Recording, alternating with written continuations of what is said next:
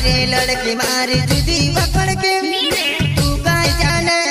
जुबान मारी वो सुधी तू चांदी फेरने जा तू काय जाने जुबान मारी वो सुधी तू चांदी फेरने जाना चांदी फेरने जाना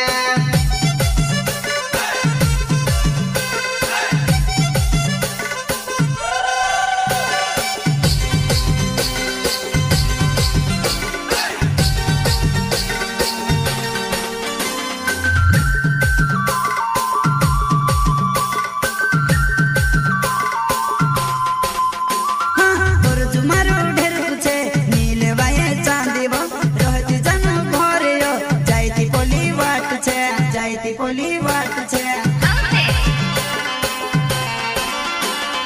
और जुमारू ढेर कुछ नीले बाजे चांदीवा कोई जानू घर जो जाती पोली बात छे।